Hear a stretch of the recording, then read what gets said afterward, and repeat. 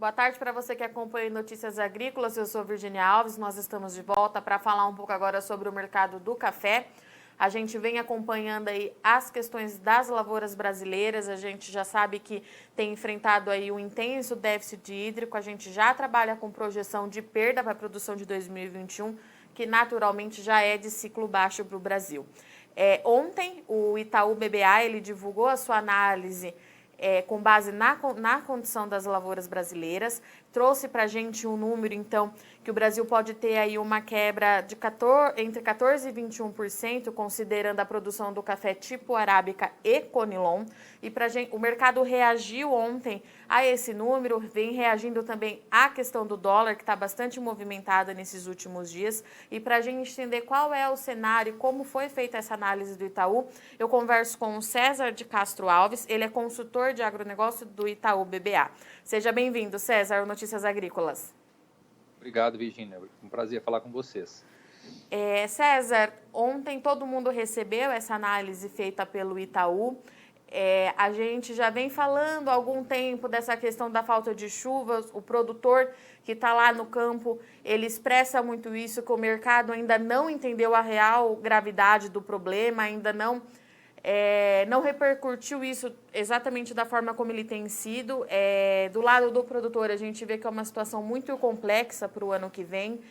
E os números do Itaú ontem me chamaram bastante atenção com essa possibilidade de quebra de 14% para o café arábica e 21% para o conilon, é isso? É isso. Olha, Virginia, assim, primeiramente, né, a gente enxerga essa situação como algo muito real, né, é nítido isso, qualquer especialista aí que está rodando as regiões cafeeiras percebe isso. A gente acha que a situação no sul de Minas é um pouco mais grave do que no Cerrado e na Mogiana, mas é generalizado. Aliás, o Brasil todo, né? Você vê aí a safra de grãos também, o plantio atrasado por conta de né, a região sul, né, um pouco, nesse caso, bastante sob a influência do Laninha, também seco. Então, está preocupante. E nos cinturões de café é bastante nítido que a condição está bem adversa esse ano.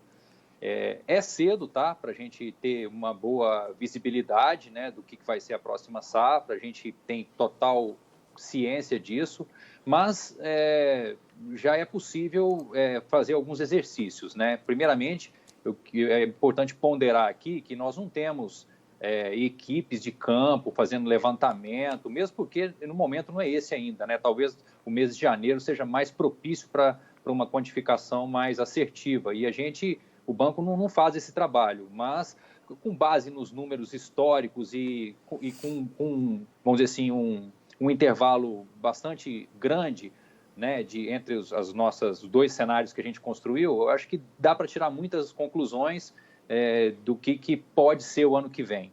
Então, a gente desenhou dois cenários, né, para o café arábica. Os números, toda a nossa análise é baseada nos números do USDA, porque a gente precisa colocar isso em contexto do balanço mundial, e os números que a gente tem governamentais não são números só do Brasil, não tem estimativas para todos os países, então fica difícil fazer essa construção. Então a gente parte dos números do USDA e a gente simula dois cenários para o café arábica, né, que tem o café conilon também na produção brasileira. Para esse café, né, ou seja, a produção de robusta, a gente estimou o próximo ano igual a esse ano, né, porque ele não sofre o efeito da bienalidade, então a gente vê condições para repetição desse número, em princípio, não é isso que vai fazer a mudança aqui no resultado final da análise. Então, a gente manteve constante o robusta e variamos dois cenários do arábica, um cenário caindo 20% o ano que vem, né? Lembrando que o ano que vem já é seria já inevitavelmente um ano de safra baixa, por conta desse ano ter sido alto, né? Tem a bienalidade muito clara no arábica, especialmente no Brasil. Esse ano foi uma safra ou recorde ou quase recorde, né, com uma resposta muito grande sobre o ano anterior. Então, o ano que vem será, sim, inevitável menor, mas esse menor agora parece ainda menor por conta da seca, né? Então, a gente simulou 20% de queda para o ano que vem no arábica e 30%, que nos parece, em princípio, um pouco forte, tá? Novamente, é cedo para a gente ter uma segurança desse número, mas pensando em todo o parque de arábica no Brasil, uma queda de 20%, de 30% nunca aconteceu pelos números do USDA. Na Conab, a gente teve, sim, acho que 27% de queda no ano retrasado, mas em função também de um ano muito forte anterior. Então, a gente acha que talvez entre 20% e 30% seja um bom intervalo para a gente quantificar o que pode ser. E aí, né, colocando tudo no tabuleiro, né, a gente estima um crescimento para os nossos concorrentes, né, todos os países, em média de 0,5% ao ano. Isso é exatamente o que está previsto para esse ano, né? Lembrando que o Brasil está sempre um ano na frente das safras dos nossos concorrentes. Então, por exemplo, a safra do Vietnã vai começar a ser colhida agora a 2021 e nós já estamos falando da 21, 22 no Brasil. Então, muito cedo para estimar esses números. Para isso, a gente considera esse número talvez conservador aí de 0,5%. E para o consumo mundial, que é outra variável muito importante, nós mantivemos constante o número do USDA previsto para esse ano, que é de 1,5% no consumo global. É um número altamente questionável também, diante da pandemia que nós estamos atravessando, sobretudo com agora a segunda onda da Covid na Europa, colocando uma enorme incerteza, mais uma vez, sobre a dinâmica do consumo, aí, as cafeterias e tudo mais. E aí, finalmente, né, desses dois cenários, a gente conclui que o ano que vem, o balanço, né, de produção menos consumo, a gente sai de 10 milhões de superávit nesse ano, estimados, esse é o número oficial do USDA, para o que seria um déficit, né, entre 1,5 milhão de sacas até 6, 7 milhões de sacas, é o que a gente se aproxima disso nesse cenário mais agressivo de quebra, né? Então, assim, já era mais ou menos esperado por todo o mercado um ano que vem mais apertado e deficitário no balanço de produção e consumo, considerando esse cenário positivo para o consumo, tá? Que o USDA trabalha. Aqui cabe algum questionamento. Ou seja, finalmente, né, apesar da gente ter tido uma safra excepcional, recorde, os armazéns estarem bastante cheios, as exportações com números bastante fortes, e isso vai continuar, a gente acredita, no ano que vem, né? A gente tem uma safra grande para escoar, com um alto percentual vendido, uma fixação bem alta. A gente tem o ano que vem já a situação apertando novamente, né? Então, a grande conclusão não tem tanto espaço para uma folga, né? Queda de preços, um cenário refletindo essa grande oferta que existe hoje, porque na cara já, o ano que vem, a gente já vai ter um cenário novamente apertado, que pode ser muito apertado se a gente aproximar desses 6, 7 milhões de déficit aí, não é pouca coisa. Teríamos que, né, e com os anos seguintes, aí, futuros, também bastante incertos, com essas questões climáticas, que eu acho que são muito importantes, cada vez mais presentes na cafeicultura. Talvez o maior desafio da cafeicultura seja o clima, né? A gente está vindo de um ano aí muito bom em termos de rentabilidade, tivemos bons preços, bons ralis, os produtores aproveitaram, venderam bastante, tem muito café fixado para os próximos anos. O desafio vai ser colher mesmo diante dessas temperaturas muito elevadas, né? A gente, no nosso relatório, nós também colocamos um mapa de temperaturas do final de setembro, que é absolutamente impressionante, né?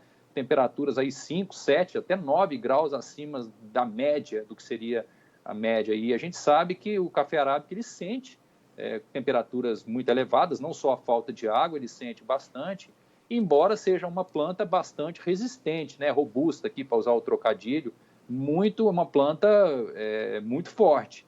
Então, ela responde, né? Claro que o ano que vem ela vai cobrar isso, mas surpreende, né? Quando as condições melhoram, o parque cafeiro brasileiro está bem tratado, a gente vem de anos de bons tratos, então é possível que, vamos dizer assim, não seja tão catastrófico se a gente tiver boas condições daqui para frente, embora eu, claro, acredito que uma parte dessa safra o ano que vem já está perdida, porque é crítico esse momento de floradas, né? Temperaturas muito elevadas, a gente já teve uma desorganização das floradas aí nas regiões, então esse ano foi redondo, né? A gente teve o ano passado um clima perfeito, as floradas abrindo simultaneamente, o que até gerou uma pressão de colheita muito rápida, todo mundo colhendo ao mesmo tempo, o que é ótimo para a maturação dos grãos, né? Quando a florada é organizada, e gerou até uma pressão nos armazéns, os preços dos fretes subiram, mas isso é o resultado de um clima positivo ano passado. E esse ano é o contrário, né? Já começa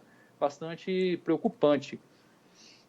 César, a gente já vem acompanhando as questões das lavouras aí já tem uns 2 meses, pelo menos. Na semana passada eu conversei com a Fundação Procafé, que é quem acompanha de perto as condições ali, principalmente em Minas Gerais e na Alta Mogiana, e eles trouxeram para a gente que o mercado ainda não entendeu a gravidade das condições do Brasil para o ano que vem. Isso ainda não reflete nos preços. É claro que ontem o mercado subiu de maneira mais expressiva, mas a gente tem aí uma junção de fatores do que vem acontecendo. As eleições lá nos Estados Unidos estão mexendo muito com o dólar. Enfim, mas você acha realmente que o mercado ainda não captou essa mensagem que a gente está querendo passar e que o reflexo para os preços devem vir de agora para frente? O que o produtor pode esperar, talvez, desse mercado? Olha, eu acho que sim, o mercado está um pouco atrasado, mas eu acho que isso é um pouco natural, porque, novamente, é um pouco cedo, né? A gente já está vendo isso nas lavouras aqui, mas vamos considerar que quem não está vivendo, né, não tem, vamos dizer assim, a lupa como o Procafé tem, né? Eu admiro bastante o trabalho deles e acho que outras instituições, né, e muitos agrônomos, né, que nós temos contato e produtores relatam o mesmo. Então, não há dúvida, mas eu acho que tudo tem seu momento, né? Novamente, vai ficar mais claro isso um pouco, eu acredito que a partir do mês de janeiro. E nós temos que lembrar que há uma leitura hoje, né, dos números da nossa safra recém-colhida bastante fortes, né? Tem muito café armazenado e principalmente, Virgínia, uma enorme incerteza na dinâmica do consumo. Então, isso pode estar também contrabalançando um pouco essa leitura, né, do que vai ser o ano que vem. Não é comum o mercado antecipar tanto assim um número de safras nessa época do ano. Então, eu acho que tem elementos aí que jogam do outro lado, né, a incerteza. Eu acho que o principal é o consumo e no devido momento a ficha deve cair, né, porque se a gente não tiver errado, os números vão caminhar para os números previstos, né, projetados em função de produtividades históricas, vão caminhar para os níveis mais baixos aí das estimativas, e isso deve sim fazer preço, né? Eu acho que, sem dúvida, eu acho que no devido momento deveria reagir sim, né? Mas, novamente, também a gente tem que esperar tudo no seu devido momento, tá? Pessoalmente, eu não esperaria uma reação muito forte agora, não, porque é um pouco cedo para ter uma boa leitura aí do que vai ser o ano que vem, né? Para os próximos dias, César, você acha que a gente deve ver a Bolsa aí, continuar vendo a Bolsa caminhando em compasso com o dólar vai ditar o ritmo ainda das negociações? Como que você avalia essa situação que a gente está passando agora? Olha, eu acho que sim, né? O café sempre anda muito colado no dólar e com essa ainda não acho que não aconteceu isso, mas com essa possível vitória do Biden nos Estados Unidos, o mercado lê isso como um dólar mais fraco, né? E tanto que ele está caindo, né? As bolsas têm subido e o dólar tem enfraquecido um pouco, né? A gente estava com dólar de quase 5,80 há poucos dias, hoje já 5,45, 44 nesses níveis. Então, quando o dólar cai, o café em dólares lá em Nova York sobe. Então, isso anda muito para e passo, né? Para o produtor brasileiro, essa situação ela pode até ser neutra, porque você tem uma compensação aí se o dólar cai, Nova York sobe, e o contrário seria verdadeiro, né? Que a gente viu o câmbio subindo bastante esse ano e Nova York caindo, né? Entanto que os ralis que a gente viu aí, quando o café foi até R$ 600, é quando você tem algum descolamento dessas duas forças, né? Eventualmente, Nova York não cai tanto, mas o câmbio anda, então por razões, obviamente, de fundamentos que no devido momento acontecem. Então, respondendo a sua pergunta, nos próximos dias, eu acho que sim, o mercado de café e de commodities como um todo tende a subir, né, em dólares por conta dessa pressão negativa no dólar, mas não sei se isso se traduz imediatamente em preços em reais mais elevados, justamente por conta dessa elasticidade aí, nessa correlação que tende a ter um efeito compensatório. Os preços podem subir na hora que fica mais clara essa história, né, de uma possível menor safra do ano que vem, e aí sim, teoricamente, deveria ter espaço para andar, né? Agora, acho que é importante a gente lembrar aqui o seguinte: os produtores estão muito bem vendidos para essa safra, né? Ou seja, a gente tem talvez aí quase 70% dessa safra colhida, já vendida, e bons níveis de vendas futuras para os próximos anos também, que garantem aí trazem um certo conforto para os produtores que aproveitaram os momentos, né? A gente teve uns 3, 4 momentos muito bons aí esse ano e no final do ano passado de café a R$ 600 ou quase nesse nível. Então, isso permitiu boas vendas futuras, então traz um certo alívio essas fixações, né? É claro que pode ser um risco para quem fixou demais e eventualmente não conseguir colher o que imaginava em função dessa situação, que aí é bem preocupante.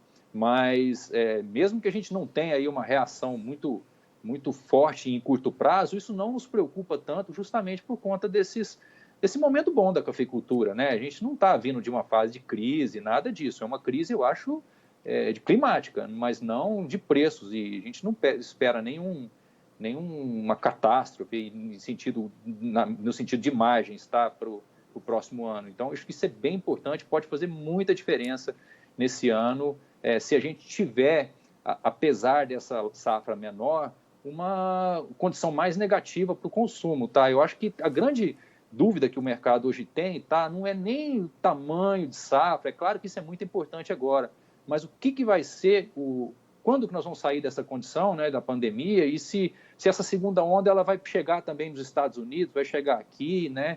A gente sabe que pelo menos o segmento de cafés especiais foi muito afetado. Talvez é muito raso a gente dizer que todo o consumo que foi perdido fora do lar ele é compensado dentro do lar e na mesma qualidade, né? É muito difícil essa qualificação. Então, a gente pode ser surpreendido por números menores. Se eu não me engano, a OIC trabalha com uma estimativa de estabilidade do consumo e não de crescimento. Então, provavelmente em dezembro, o USDA deve revisar a previsão deles de consumo, confirmando ou não esse 1%, 1,5% de crescimento. Então, essa é uma variável importante que se soma a essa história toda. Mas, sem dúvida, do lado da produção, a gente tem notícias para pior aí e com um grande ponto de interrogação. Como que as lavouras vão se recuperar, né, desse início aí de safra com floradas aí bastante comprometidas, tá? Eu acho que não só questão de falta de água, mas temperaturas muito elevadas. César, falando mais a longo prazo, se a gente realmente confirmar essa quebra para a safra do ano que vem do Brasil, tem algum país concorrente produtor que consegue suprir essa demanda? Lembrando que, é claro, a gente precisa que o consumo também seja estável ou suba, que a situação da pandemia se resolva. Mas num cenário de tudo dentro da normalidade, essa quebra do Brasil acontecendo, algum concorrente conseguiria suprir essa necessidade do mercado? Não, de maneira alguma, pelo tamanho do Brasil relativamente aos nossos concorrentes, né? A gente tem talvez um peso pesado aí, que é o Vietnã, mas ele é muito estável, né? Nos últimos anos, a produção, né, tem crescido relativamente pouco.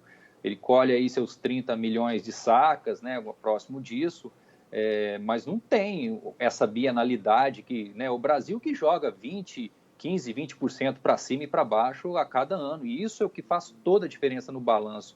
Nem a variação do consumo, né, de café, que é muito estável, tem tanto efeito assim no balanço. Normalmente é o Brasil mesmo que faz a diferença. Então, o balanço ficou muito folgado esse ano, né, com 10 milhões de saca de superávit no mundo, em função da grande safra brasileira, e não em função dos nossos concorrentes. Lembrando que todos os demais, né, dos arábicas, têm seus problemas próprios. Todos os centrais ali estão enfrentando furacões nessa época do ano, tem enormes problemas de manter os níveis de produtividade, não tem uma cafeicultura profissional como o Brasil. Então, eu diria que só o Brasil que tem condição de fazer a diferença mesmo. Se a gente, por acaso, tiver um quadro mais catastrófico ainda do que a gente desenhou no nosso cenário mais agressivo, né? Tem técnicos que consideram isso no Brasil, né? Mais do que 30% de quebra no Arábica o ano que vem. Eu acho muito forte, mas tem gente que acredita nisso. Isso teria um efeito ainda mais forte, né? Um déficit ainda maior global, talvez até 10 milhões de sacas, né? Eu, pessoalmente, acho muito forte, mas imagina, a gente sair de um superávit de 10 milhões de sacas e caminhar para um déficit em um ano, né? Não tem quem que pode suprir essa diferença, não.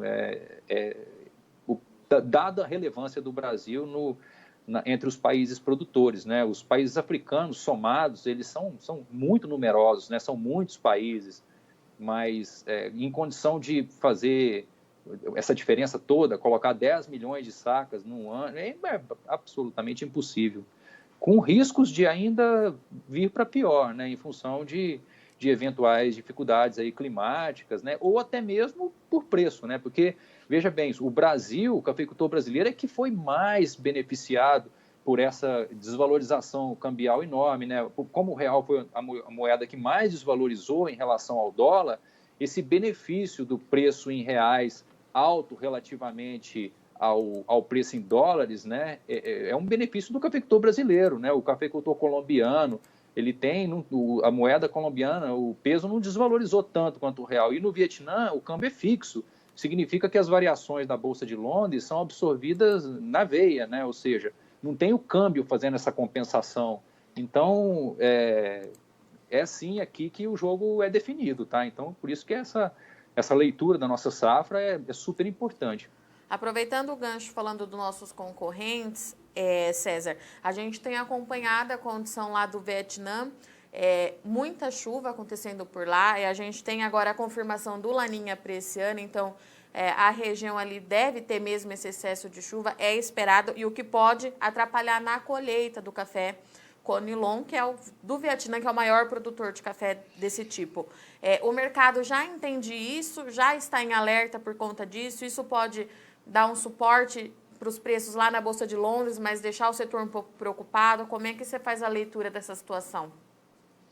Olha, eu leio no sentido de fluxo, tá? Eu acho que em quantidade não está claro que vai ter perda de café por conta dessas chuvas fortes, né? Claro que o cenário de Laninha para a Ásia como um todo, lá também tem a Indonésia, né? Que é um peso pesado aí, terceiro, quarto maior produtor mundial, também está sujeito a efeitos do Laninha, que no caso, aqui, enquanto aqui para nós, aqui, especialmente na região sul do Brasil, é mais seco, lá é muito chuvoso, né? É o contrário, lá são anos de El Ninho, quando é El Ninho que seca lá. Então agora é esperado muitas chuvas, já está acontecendo. No Vietnã, eu acho que isso pode atrasar a colheita, mas não significar necessariamente menos café colhido, tá? Eventualmente pode deslocar um pouco a colheita e o calendário de exportação do país, né, que é um grande exportador. Então, em princípio, não vejo isso como um problema quantitativo para o balanço tão grave, né? Claro que temos que observar como é que essa situação vai se desenrolar, né? Esse café pode, se chover muito, ele pode ir para o chão, mas não necessariamente ele seria perdido, né? Então, acho que o mercado está lendo isso, né? Tá atento a essa situação, mas não no sentido de quantidade, eu acho que é um grande problema, mas mais no calendário e no fluxo de exportações. César, muito obrigado pela sua disponibilidade em falar aqui com Notícias Agrícolas. Já deixo o convite aberto para você voltar mais vezes. É sempre um prazer ter você aqui com a gente. Obrigado, foi um enorme prazer. Até a próxima. Portanto, essa foi a nossa conversa com o César de Castro Alves. Ele é consultor de agronegócio do Itaú BBA, que trouxe, então, esse número da possibilidade de quebra para a safra do Brasil de café do ano que vem. O César fala, o Itaú trabalha com um número de pelo menos 30%, que pode chegar até 30% na quebra do café arábica para o ano que vem. Esse número ele é expressivo, ele chama atenção, porque 2021 naturalmente é uma safra de ciclo baixo para o Brasil, então isso deve impactar bastante o mercado aí nos próximos dias. O César também frisou que o mercado ainda não faz a leitura da real situação que está acontecendo aqui no Brasil, mas que isso deve acontecer nos próximos meses, conforme a gente for divulgando os impactos dessa seca. Vale lembrar que voltou a chover nas principais regiões produtoras do país nas últimas semanas, mas como já disse o Procafé para a gente aqui no Notícias Agrícolas, essas chuvas elas não recuperam o estrago que já foi feito no café. Elas paralisam o processo de perda, mas a gente ainda precisa aguardar um pouquinho para saber qual que será o tamanho desse impacto. Por Itaú, as quebras podem chegar até 30% para o café arábica e também atingir o café tipo Conilon. Falando no Conilon, o César trouxe para a gente também as questões do Vietnã. A gente vem acompanhando que está chovendo demais por lá. O Vietnã ele é o maior produtor de café tipo Conilon do mundo. Em ano de laninha, a tendência é que toda a Ásia tenha um impacto muito grande com os volumes de chuva. Isso poderia atrasar a colheita do café por lá. O César trouxe que a gente não tem como ainda falar em perdas para esse café, mas a gente sabe que muita chuva pode impactar aí diretamente na qualidade da bebida. Bom, para os próximos dias, o César acredita que a gente vai continuar vendo esse mercado andando um pouco de lado, acompanhando de perto as condições do câmbio, enquanto a situação lá nos Estados Unidos ainda se resolve, as eleições estão terminando, a eleição está terminando aí a sua apuração, e tudo isso você confere aqui no Notícias Agrícolas na próxima semana. Bom, eu vou ficando por aqui, mas não sai daí que na sequência tem o fechamento da soja.